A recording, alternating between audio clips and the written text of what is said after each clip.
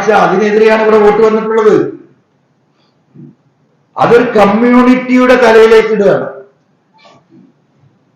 അവരുടെ അന്തപുരത്തിൽ നടക്കുന്ന അന്തർനാടകങ്ങളുടെ ഭാഗമായിട്ട് മുഖ്യമന്ത്രിയുടെ ഓഫീസും കുടുംബവുമായി നടക്കുന്ന പലതരത്തിലുള്ള അന്തർനാടകങ്ങൾ അങ്ങാടിപ്പാട്ടാണ്. സഖാക്കൾക്ക് മനസ്സിലായിട്ടുണ്ട്. പല ഘട്ടങ്ങളിലായി കഴിഞ്ഞ 4 മാസമായി ഞാൻ പറയുന്ന കാര്യങ്ങൾ അത് ശരിയാണ്, അതിൽ വസ്തുതയുണ്ട് എന്ന് തന്നെയാണ് ഇവർക്ക് ഇടതുപക്ഷ പ്രസ്ഥാനത്തെ അനുകൂലിക്കുന്നവരും സഖാക്കളും ഇപ്പോഴും പറഞ്ഞുകൊണ്ടിരിക്കുന്നത്. അതിനെതിരെയുള്ള പ്രതിഷേധത്തിന്റെ ഭാഗമായി ഈ കുടുംബാധിപത്യ ഏകാധിപത്യ രാഷ്ട്രീയത്തിനെതിരെ ഇടതുപക്ഷത്തെ അനുകൂലിച്ചിരുന്ന വലിയൊരു വിഭാഗം അതിന് എതിർപ്പ് പ്രകടിപ്പിച്ച് അപ്പുറത്ത് പോയിട്ടുണ്ട്. അതിൽ ഹിന്ദുക്കളും മുസ്ലിങ്ങളൊക്കെ ഉണ്ടാവും. സ്വാഭാവികമായും ഹൈന്ദവ വിശ്വാസികൾ കൂടുതലുള്ള പാർട്ടിയാണ് CPM. അതിലാർക്കും തർക്കമില്ലല്ലോ. അപ്പൊ അതിൽ വോട്ട് പറയുമ്പം ആ ഹിന്ദു വോട്ട് പോയത് ഇന്നതുകൊണ്ടാണ് എന്ന് എന്തൊരു തെറ്റായ വിലയിരുത്തലാണ് ഇവർ നടത്തിക്കൊണ്ടിരിക്കുന്നത്. തീർത്തും തെറ്റായ വിലയിരുത്തലല്ലേ. 21 ലക്ഷത്തോളം സന്തുഷ്ടരായ ഉപഭോക്താക്കളും 2 ലക്ഷത്തോളം തിമിര ശസ്ത്രക്രിയകളും പൂർത്തിയാക്കിയ മലബാറിലെ ഏക കണ്ണാശുപത്രി Al Salama high hospital, hospital road, Perinthalmanna. തങ്ങളുടെ കുറ്റം കൊണ്ട് മുഖ്യമന്ത്രിയുടെ മാത്രം ഏകാധിപത്യ സ്വഭാവമുണ്ട്. മുഖ്യമന്ത്രിയുടെ ഓഫീസിന്റെ ഇത്തരത്തിലുള്ള വൈകല്യങ്ങൾ കൊണ്ട് ഈ പാർട്ടിക്കും ഈ മുന്നണിക്കും പിന്തുണ നൽകിയിരുന്ന ഒരുപാട് സഖാക്കൾ ഉൾപ്പെടെയുള്ള ഇടതുപക്ഷ അനുഭാവികൾ ഇതിനെതിരെ പ്രതിഷേധം രേഖപ്പെടുത്തി വോട്ട് ചെയ്തപ്പോ അത് അവര് വിലയിരുത്തുന്നത് നേരെ തിരിച്ച്. അതാണ് പ്രീണന, ന്യൂനപക്ഷ പ്രീണന സ്വീകരിച്ചതുകൊണ്ട് ഹൈന്ദവർ മുഴുവൻ ഈ പാർട്ടിയെ വിട്ടുപോയിക്കൊണ്ടിരിക്കുകയാണ്. BJP വളരുന്നത് അതുകൊണ്ടാണ്, കോൺഗ്രസ് വളരുന്നത് അതുകൊണ്ടാണെന്നല്ലേ തെറ്റായ വിലയിരുത്തലാണ്. അതിനെ മറികടക്കാനാണ് ഇപ്പൊ ഈ പറഞ്ഞുകൊണ്ടിരിക്കുന്നത്. അതായത് മഞ്ഞപ്പിത്തമുള്ളവന്റെ കണ്ണിലേക്ക് നോക്കിയാൽ മനസ്സിലായെന്ന് പറഞ്ഞത് അവർക്ക് സ്വയം തോന്നുകയാണ് നിങ്ങൾക്ക് മഞ്ഞപ്പിത്തം ഉണ്ടോന്ന്.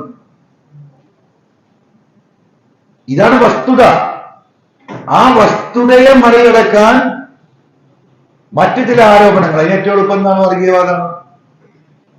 10 ആൾ കൂടിയാലും പറയാം അവിടെ ജമാഅത്ത് ഇസ്ലാമി SDP ആണ്. ഞാൻ നടത്തിയ സമ്മേളനത്തിൽ ആദ്യം തന്നെ നടക്കുമ്പോൾ അതാണ് പറഞ്ഞത്.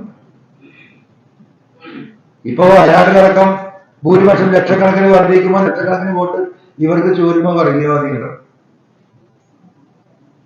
ഇപ്പൊ സഖാക്കൾ ആലോചിക്കണം, ജില്ലാ സമ്മേളനം വരാൻ പോകില്ലേ.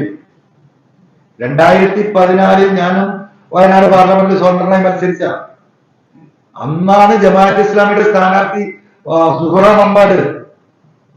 ഏറ്റവും വലിയ രാഷ്ട്രീയ പോരാട്ടം ഒരു എന്താ പറയാ ഇടത് വലത് കക്ഷികൾ നടത്തുന്നത് പോലെയുള്ള തെരഞ്ഞെടുപ്പ് പ്രചരണം അന്ന് ഒരു വയനാട്ടിൽ നടത്തിയതാണ്. വെൽഫെയർ പാർട്ടിയുടെ ഔദ്യോഗിക സ്ഥാനാർത്ഥിയായിട്ട് എത്ര വോട്ടാ കിട്ടിയേ? ഗോവിന്ദ മാഷിത് മറന്നുപോയോ?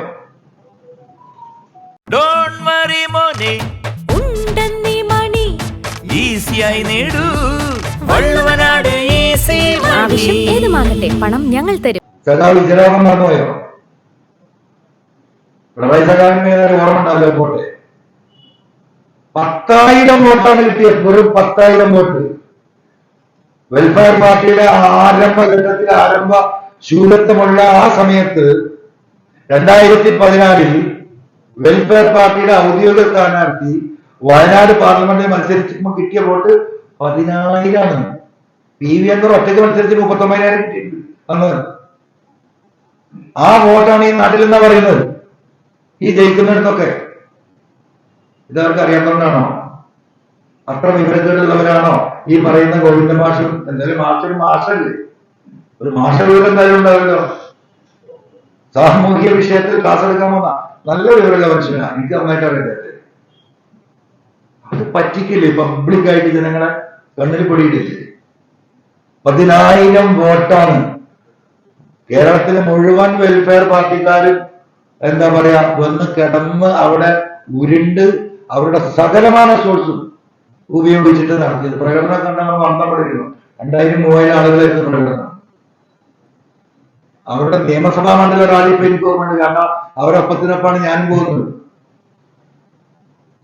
നിയമസഭാ മണ്ഡലങ്ങളിൽ അന്ന് അവർ നടത്തിയ പ്രചരണ പരിപാടികളും റാലികളും ആയിരക്കണക്കിന് ആളുകളാണ്.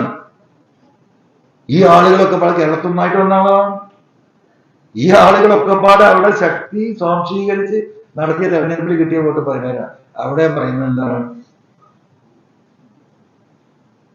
അങ്ങനെ പറ്റിക്കായി വസ്തുതകൾ വളച്ചൊടിച്ചിട്ട് അതിനൊരു മറ്റൊരു തലത്തിലേക്ക് കൊണ്ടുവന്ന് നടത്തുന്ന അവസാനത്തെ പരീക്ഷണം